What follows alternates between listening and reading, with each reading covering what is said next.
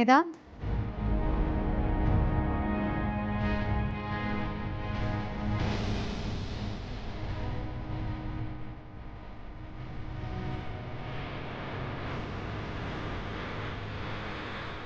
ಎಲ್ಲೋಗಿದ್ದೆ ಬೆಳಗ್ಗೆಯಿಂದ ನಾಪತ್ತೆ ಆಗೋಗಿದ್ದೆ ಅಲ್ಲೇನು ನೋಡ್ತಿದ್ಯಾ ಆ ಕಡೆ ಏನಿದೆ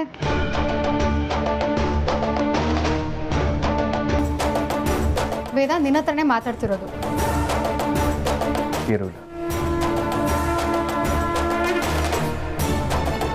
ಅಲ್ಲೆಲ್ಲೋ ನೋಡ್ತಿದ್ಯಾ ಬೇಜಾರಲ್ಲಿದ್ಯಾ ಯಾಕೇನಾಯ್ತು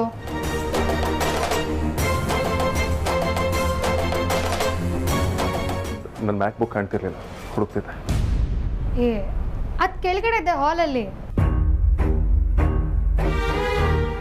ಹೌದು ನನಗೆ ಬೆಳಿಗ್ಗೆ ಹೇಳ್ದೆ ಕೇಳ್ದೆ ಎಲ್ಲಿಗೂ ಹೋಗಿದ್ದಲ್ಲ ಎಲ್ಲಿಗೆ ಹೋಗಿದ್ದೆ ಎಲ್ಲೋ ಹೋಗಿದ್ದು ಏನಕ್ಕೀಗ ಯಾಕೆ ನಾನು ಕೇಳಬಾರ್ದ ಕರೆಕ್ಟು ನಿನ್ನೆ ರಾತ್ರಿ ಬೇರೆ ಪಂಚಶಾಲೆ ಎಲ್ಲ ರೆಡಿ ಮಾಡ್ಕೋತಾ ಇದ್ದೆ ಅದನ್ನ ತಗೊಂಡು ಎಲ್ಲಿಗೆ ಹೋಗಿದ್ದೆ ಪೂಜೆಗೆ ಏನಾದರೂ ಮಾಡಿಸ್ತಾ ಇದೆಯಾ ಅಲ್ಲ ಎಲ್ಲ ಪೂಜೆಗೂ ಹೆಂಡತಿ ನಿನ್ನ ಜೊತೆಗಿರ್ಬೇಕು ತಾನೆ ಇದ್ಯಾವುದು ಸೆಪ್ರೇಟ್ ಆಗಿ ನನ್ನ ಬಿಟ್ಟು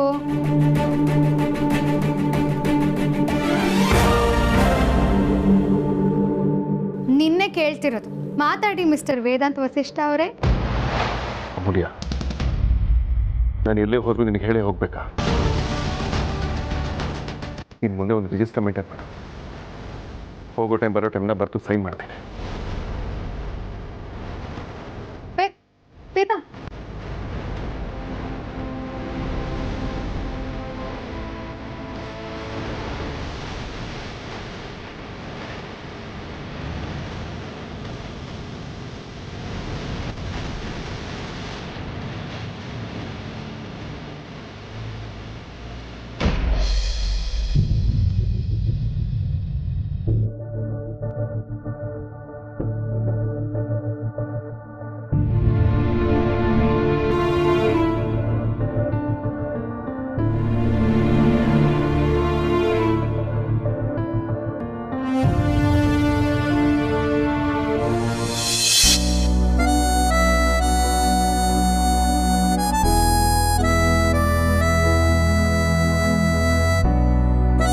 ವಿಕ್ಕಿ ಏನು ಮಾಡ್ತಿದ್ದೀರಾ ಈ ಥರ ಮ್ಯೂಸಿಕ್ನ ಮಗು ಕೇಳಿದ್ರೆ ಬೆಳವಣಿಗೆ ಚೆನ್ನಾಗಾಗುತ್ತೆ ಅದು ಮಗು ಆಗಿದ್ರು ಅದಕ್ಕೆ ಸಂತೋಷ ದುಃಖ ಭಯ ಎಲ್ಲ ಫೀಲ್ ಆಗುತ್ತಂತೆ ಅದಕ್ಕೆ ಈ ಥರ ಸಾಫ್ಟ್ ಆ್ಯಂಡ್ ಮೆಲೋಡಿಯಸ್ ಸಾಂಗ್ನ ನಾನು ನಮ್ಮ ಮಗುಗೋಸ್ಕರ ನುಡಿಸ್ತಾ ಇದ್ದಿದ್ದು ಇನ್ಮೇಲೆ ನೀವು ತವ್ರ ಮನೆಗೆ ಹೋಗ್ತಿದ್ದೀರಾ ಅಲ್ವಾ ನನ್ನನ್ನು ಮಿಸ್ ಮಾಡ್ಕೊಳ್ಬೋದು ಅದಕ್ಕೆ ಇಷ್ಟೊಂದು ಮುದ್ದು ಮಾಡ್ತಾ ಇದ್ದೀರಾ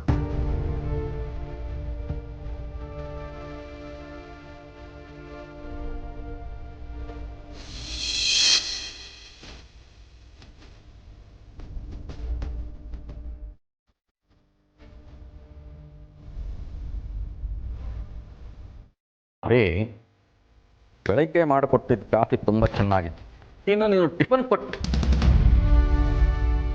ಇದೇನು ಪರಿ ಇವಾಗ ತರಕಾರಿ ಎಷ್ತಾ ಇದೆಯಾ ನೀನು ಟಿಫನ್ ಮಾಡ್ಕೊಡೋದು ಯಾವಾಗ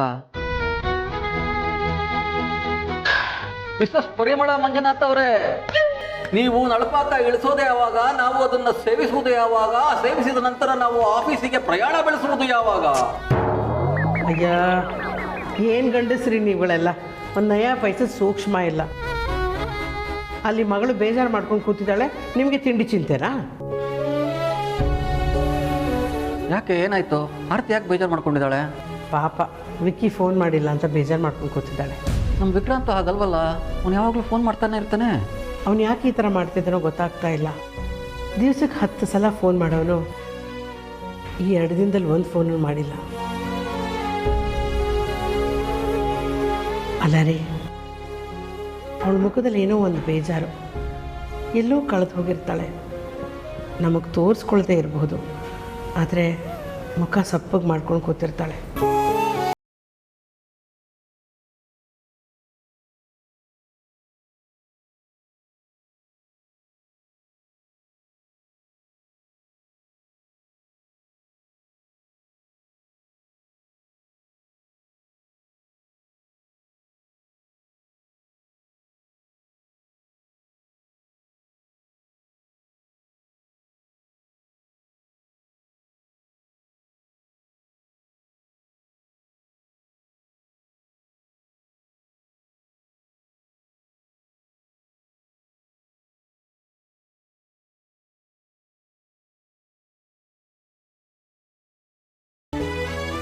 ಯಾಕಮ್ಮ ಸಪ್ತಿದೆಯಾ? ಇಲ್ಲಿ ಟೈಮ್ ಪಾಸ್ ಮಾಡೋದು ನಿನಗೆ ಕಷ್ಟ ಆಗ್ತಾ ಇದೆಯಾ? ಛೆ ಹಾಗೇನಿಲ್ಲ ಅಪ್ಪ. ಯಾವುದಾದ್ರೂ ಹೆಣ್ಮಕ್ಳಿಗೆ ತನ್ನ ತವ್ರ ಮನೇಲಿ ಕಾಲ ಕಳೆಯೋದಕ್ಕೆ ಕಷ್ಟ ಆಗತ್ತಾ ಅಪ್ಪ? ವಿಕ್ಕಿ ಅವ್ರನ್ನ ಸ್ವಲ್ಪ ಮಿಸ್ ಮಾಡ್ಕೋತಾ ಇದ್ದೆ ಅಷ್ಟೆ. ಅವ್ರು ಇಲ್ಲದೆ ಕಾಲ ಕಳೆಯೋದಕ್ಕೆ ಸ್ವಲ್ಪ ಕಷ್ಟ ಆಗ್ತಿದೆ. ವಿಕ್ಕ ಅಂತೂ ಬಂದೇ ಬರ್ತಾನೆ. ಒಂದು ಕೆಲಸ ಮಾಡೋಣ, ಇವತ್ತು ಸಂಜೆ ನಾನು ಆಫೀಸ್ನಿಂದ ಬೇಗ ಬರ್ತೀನಿ. ನಾನು, ಅಮ್ಮ, ನೀನು, ಅಂಜು ಎಲ್ಲ ದೇವಸ್ಥಾನಕ್ಕೆ ಹೋಗಿ ಸುತ್ತಾಡ್ಕೊಂಡು ಬರೋಣ. ಆಗ ನಿನ್ನ ಮನಸ್ಸಿಗೆ ನಿರಾಳ ಅನ್ಸುತ್ತೆ. ಸರಿನಾ? ಸರಿ ಅಪ್ಪ. ಅಂದ ನೀನೀಗಾಗಲೇ ಬಂದು 3-4 ದಿವಸದ ಮೇಲಾಯಿತು. ನಿನ್ನ ಬೇಕು ಬೇಡಗಳನ್ನು ನನಗೆ ಕೇಳಲೇ ಇಲ್ಲ. 2 ಜೀವ, ಏನೇನೋ ಆಸೆಗಳಿರ್ತವೆ. ನಿನಗೇನಾದರೂ ಬೇಕಂದ ಬೇಕಿದ್ರೆ ಹೇಳು, ತಂದು ಕೊಡ್ತೀನಿ. ಹಾಂ ಅಪ್ಪ.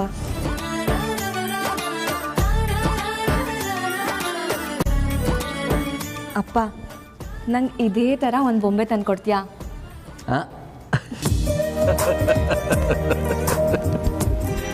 ಆಯ್ತು. ಸಂಜೆ ಆಫೀಸ್ನಿಂದ ಬರ್ತಾ ಇದನ್ನು ತೊಗೊಂಬರ್ತೀನಿ. ಅದಕ್ಕೆ ನೀನು ಇಷ್ಟೊಂದು ಯೋಚನೆ ಮಾಡ್ತಾ ಇದೆಯಾ? ಹೊಚ್ಚ ಹುಡುಗಿ. ಸರಿ, ಬರ್ತೀನಿ.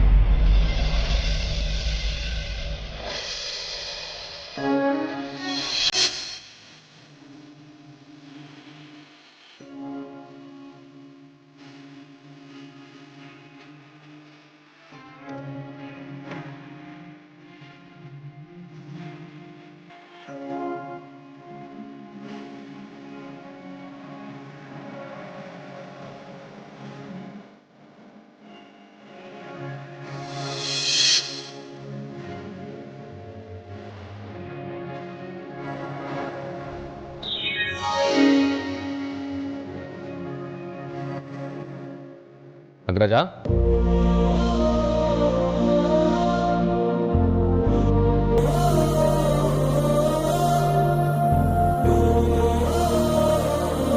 ವಿಕ್ರಾಂತ್? ಇಲ್ಲ ಅಗ್ರಜ, ನಿನ್ನ ಮೇಲೆ ನನಗೆ ಕೋಪ ಬಂದಿದೆ, ಮಾತಾಡ್ಸ್ಬೇಡ. ಯಾಕೆ ವಿಕ್ರಾಂತ್? ಅಲ್ಲ ಮತ್ತೆ ವೇದಾಂತ್ ವಸಿಷ್ಠ ಒಂದ್ಸಲ ಮನ್ಸು ಮಾಡಿದ್ರೆ ಅದರಿಂದ ಹಿಂದೆ ಹೆಜ್ಜೆ ಹಾಕೋದೇ ಮಾತಿಲ್ಲ. ಏನಕ್ಕೆ ಮನೆಯವ್ರ ಮುಂದೆ ಎಲ್ಲ ಇಷ್ಟೊಂದು ಬೇಜಾರಾಗಿದೆಯಾ? ನೀನು ಯಾವತ್ತೂ ಹಿಂಗೆ ಕೂತಿರ್ಬಾರ್ದು. ನೀನು ವೇದಾಂತ್ ವಸಿಷ್ಠ, ನಾನು ಅಗ್ರಜ. ನಿನ್ನ ಮುಂದೆ ಬೆಟ್ಟಗಳು ಬಂದ್ರೂ ಡೈನಮೈಟ್ ಹಾಕಿ ಬ್ಲಾಸ್ಟ್ ಮಾಡಿ ನಿಂತ್ಕೊಬೇಕು ನೀನು. ಇಲ್ಲ ಅಗ್ರಜ, ನೀನು ಹೀಗೆ ಮೈ ಮರೆತು ಕೂತ್ಕೋಬಾರ್ದು. ಮನೆ ತುಂಬ ದುಶ್ಮನ್ಗಳಿದ್ದಾರೆ. ಎನಿ ಟೈಮ್ ಅವ್ರು ಅಟ್ಯಾಕ್ ಮಾಡ್ಬೋದು ನಮ್ಮನ್ನ. ನೀನು ಟೈಗರ್ ಥರ ಇರಬೇಕು. ಈ ಥರ ಮೈ ಮರೆತೆಲ್ಲ ಕೂತ್ಕೊಬಾರ್ದು. ನಾನು ಟ್ರೈ ಮಾಡ್ತಾ ಇದ್ದೀನಿ ವಿಕ್ರಾಂತ್, ಬಟ್ ನನಗೆ ಆಗ್ತಿಲ್ಲ. ನಾನು ಏನು ಮಾಡಲಿ ಹೇಳು?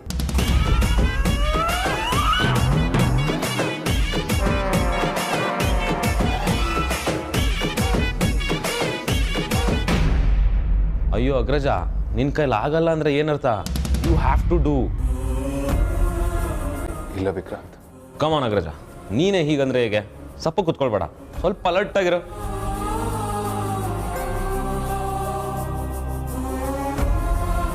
ಸ್ಮೈಲ್ ಮಾಡು ಪ್ಲೀಸ್. ಆಯ್ತು ವಿಕ್ರಾಂತ್.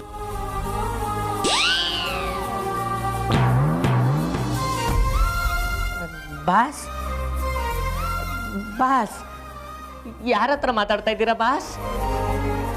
ವಿಕ್ರಾಂತ್ ಜೊತೆ.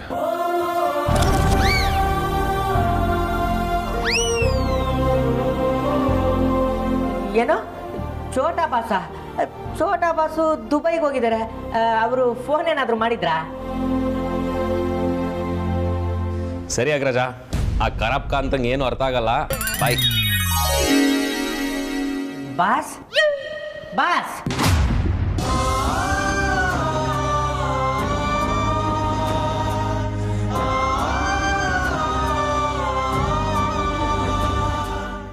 ಛೋಟಾ ಬಾಸು ಕಾಲ್ ಮಾಡಿದ್ರಾ ಬಾಸ್?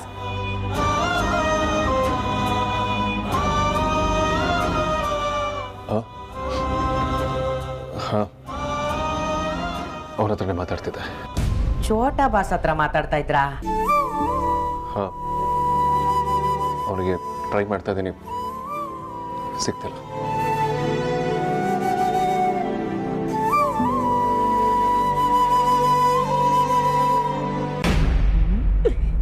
ಏನಾಗಿದೆ ನಮ್ಮ ಬಾಸ್ಗೆ? 2 ದಿವಸದಿಂದ ಒಂಥರ ಆಡ್ತವ್ರಲ್ಲ.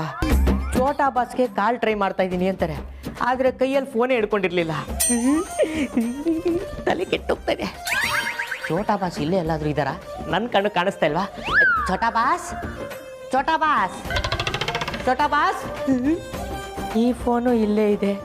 ಇನ್ನು ಯಾವ ಫೋನಲ್ಲಿ ಫೋನ್ ಮಾಡ್ತಾರವರು?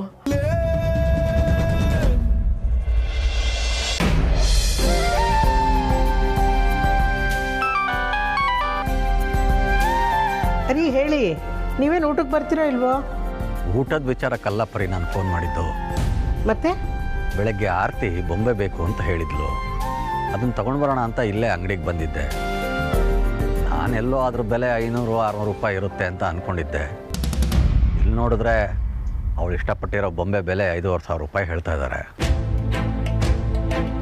ಏನು, ಒಂದು ಗೊಂಬೆಗೆ 5,500?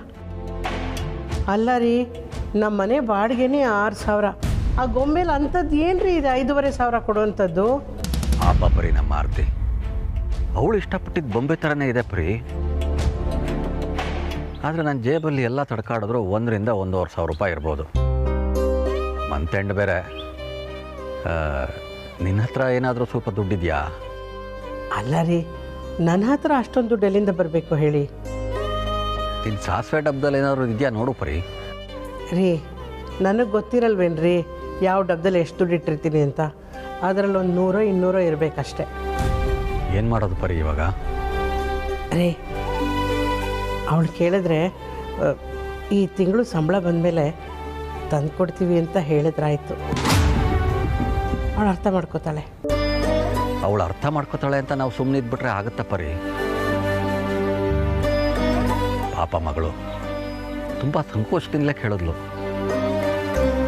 ನಾನೇ ತುಂಬ ಉತ್ಸಾಹ ತೋರಿಸ್ಬಿಟ್ಟು ಅವಳಿಗೆ ಭರವಸೆ ಕೊಟ್ಬಿಟ್ಟು ಬಂದ್ಬಿಟ್ಟೆ, ಇವತ್ತು ಸಂಜೆ ತಂದು ಕೊಡ್ತೀನಿ ಅಂತ. ಈಗ ತುಂಬ ಬೇಜಾರಾಗ್ತಾ ಇದೆ. ಈ ಥರ ಸಣ್ಣ ಸಣ್ಣ ಬೇಜಾರುಗಳು ನಮ್ಮಂಥ ಮಧ್ಯಮ ವರ್ಗದವ್ರಿಗೆ ಇದ್ದಿದ್ದೆ ಕಣ್ರಿ. ಆಸೆ ಬೆಟ್ಟದಷ್ಟು, ದುಡ್ಡು ಮಾತ್ರ ಸಾಸಿವೆ ಕಾಳಿನಷ್ಟು. ತುಂಬ ನಾಚಿಕೆ ಆಗ್ತಾ ಇದೆ ಪರಿ. ಅಪ್ಪ ಆಗಿ ಮಗಳು ಒಂದು ಚಿಕ್ಕ ಬೈಕೇನು ಈಡೇರಿಸೋದಕ್ಕೆ ಆಗಲಿಲ್ಲ ಅಂತ. ನನಗೂ ಗೊತ್ತಿಲ್ಲ ರೀ.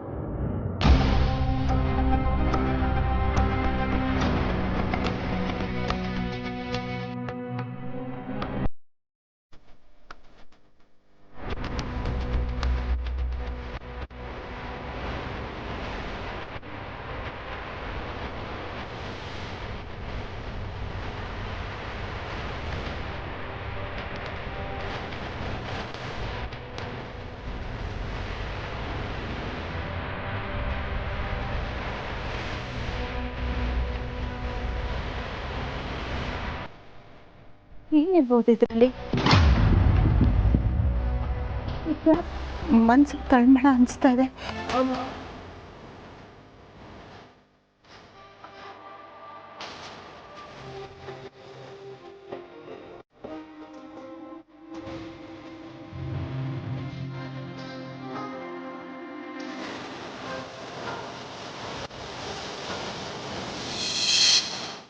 ಅಮ್ಮ ಅಮ್ಮ ಅಮ್ಮ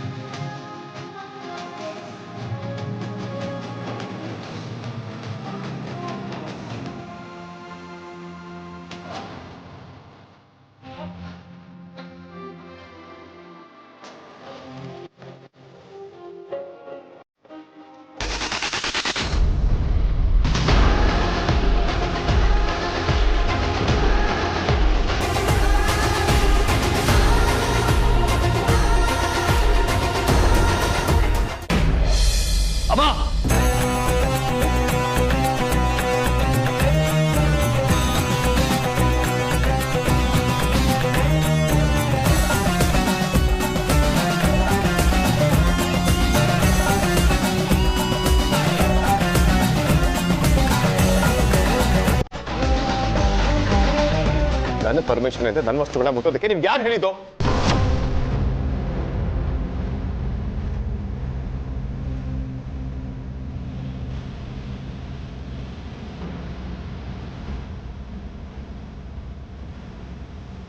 ನಿಮ್ಮನ್ನೇ ಕೇಳ್ತಿರೋದು. ಕೇಳಿದೆ ಅದನ್ನ ಯಾಕೆ ತಗೊಂಡ್ರಿ? ವೇದಾಂತ್ ಏನಾಯ್ತು? ಯಾಕೆ ಅಮ್ಮನ ಮೇಲೆ ಕೂಗಾಡ್ತಿದ್ಯಾ?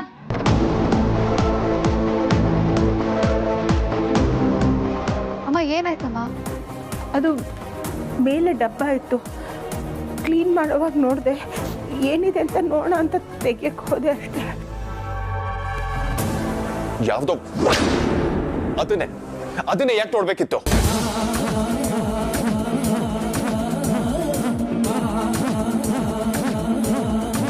ದಯವಿಟ್ಟು ಕ್ಷಮಿಸಿ, ನನ್ನಿಂದ ತಪ್ಪಾಯ್ತು, ಇನ್ನೀ ಥರ ಮಾಡಲ್ಲ. ಅಮ್ಮ ಒಂದು ನಿಮಿಷ. ವೇದಾಂತ್ ಯಾಕೆ ಏನಾಯ್ತು? ಅಮ್ಮನ ಮೇಲೆ ಯಾಕೆ ರೆಗಾಡ್ತಾ ಇದೆಯಾ? ಅಷ್ಟಕ್ಕೂ ನಿನ್ನ ವಸ್ತುಗಳನ್ನ ಯಾಕೆ ಮುಟ್ಬಾರ್ದು? ಅದ್ರಲ್ಲಿ ಏನಿದೆ ಅಮ್ಮಂಗೆ ಬೈಯೋ ಅಂಥದ್ದು? ಓಪನ್ ಮಾಡೋದನ್ನ ಏನಿದೆ ನೋಡೇ ಬೇಡೋಣ ಅದರಲ್ಲಿ. ಅದು ನನ್ನ ಪರ್ಸನಲ್. ವೇದಾಂತ್, ನಾನು ನೀನು ಹೆಂಡ್ತಿ, ನನ್ನ ಹತ್ರ ಏನು ಪರ್ಸ್ನಲ್ಲು? ನನಗೂ ಅದ್ರಲ್ಲಿ ಏನಿದೆ ಅಂತ ತಿಳ್ಕೊಳ್ಳೋ ಅಧಿಕಾರ ಇಲ್ವಾ? ಇಲ್ಲ, ಖಂಡಿತವಾಗ್ಲೂ ಇಲ್ಲ.